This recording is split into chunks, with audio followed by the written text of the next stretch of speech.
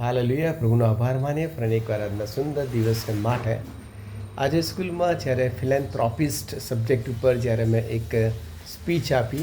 ફિલેન્થ્રોપિસ્ટ એટલે કે દુનિયાના ધનિક લોકો, ભારતના ધનિક લોકો, businessmen, even billionaires people, even millionaires people, કે જેમની પાસે પુષ્કળ પૈસા છે અને પુષ્કળ ધન દોલત હોવા છતાં પણ તેઓ પોતાના શેરમાંથી, પોતાની આવકમાંથી 50%, 60%, 40%, 30% તેઓ સોશિયલ વેલફેરને માટે તેઓ પુષ્કળ પ્રમાણમાં ડોનેટ પોતે પૈસા આપતા હતા, અને જેના કારણે ઘણા બધા લોકોને તેઓએ મદદ કરી હતી. અને એને કહેવામાં આવે છે ફિલેન્થ્રોપિસ્ટ.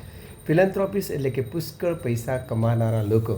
અને આજની દુનિયામાં પણ આપણે જોઈએ છીએ કે ઘણા બધા લોકો, પુષ્કળ પ્રમાણમાં લોકો ધનની પાછળ, પૈસાની પાછળ, એમ કહે છે કે ધન દોલતની પાછળ દોડે છે, અને તેઓનો ટાર્ગેટ હોય છે કે ઘણા બધા પૈસા અને પાવર તેઓ આ પૃથ્વી પર મેળવી લે, અને એ જ મનીમાં, એ જ વેલ્થમાં, એ જ પૈસામાં તેઓ પોતાને બહુ જ ભાગ્યશાળી સમજે છે, પોતાને બહુ જ એમ કહે છે કે સુખી સમજે છે, પોતાને બહુ જ આનંદિત સમજે છે. પણ બાઇબલ તો બહુ જ સ્પષ્ટપણે જણાવે છે અને કહે છે કે માણસ આખું જગત પ્રાપ્ત કરે, પણ જો તેનો આત્મા, બાઇબલ બહુ સ્પષ્ટપણે જણાવે છે કે માણસ આખું જગત પ્રાપ્ત કરે, પુષ્કળ ધન દોલત સંપત્તિ પાવર પૈસો મેળવે, પણ જો તેનો આત્મા નાશમાં જાય તો તેને શો લાભ? એટલે અહીંયા પ્રશ્ન થાય છે કે તેનો આત્મા નાશમાં જાય. નાશમાં જાય એટલે કે બાઇબલ એમ કહે છે કે જ્યારે મનુષ્ય આ પૃથ્વી પર જીવન જીવે છે, પોતાના જીવનોમાં એમ કહે છે કે તેઓ પ્રભુ ઈસુ ખ્રિસ્તને ઓળખતા નથી, ઈસુ ખ્રિસ્તને જાણતા નથી, પોતાનું જીવન પ્રભુ ઈસુ ખ્રિસ્તને સોંપતા નથી, તો તેમનો આત્મા નાશમાં જશે અને નાશમાં જવાનો છે.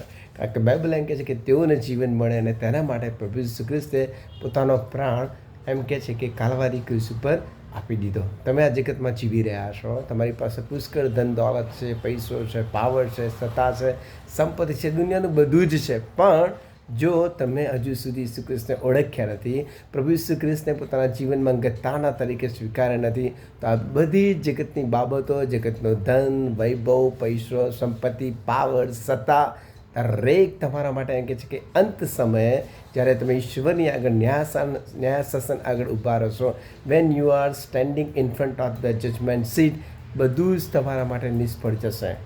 બાઇબલ એમ કહે છે કે આખું જગત મેળવો, પણ જો તમારો આત્મા નાશમાં જાય, જો તમારો આત્મા નાશમાં જાય, તો હજુ પણ તમને એવું લાગતું હોય કે મારો આત્મા આખું જગત મેળવ્યા છતાં પણ નાશમાં જશે, તો તમારી પાસે એક ઉત્તમ તક છે, અને એ તક છે પ્રભુ ઈસુ ખ્રિસ્ત. કારણ કે પ્રભુ ઈસુ ખ્રિસ્તે તમને જીવન આપવાને માટે કાલવારી ક્રુસ ઉપર તમારા પાપોની કિંમત ચૂકવી દીધી, તમારા પાપની કિંમત તમને ચૂકવી દીધી, અને તમને જીવન આપ્યું, તમને અનંત જીવન આપ્યું. એટલે હજુ પણ સમય છે.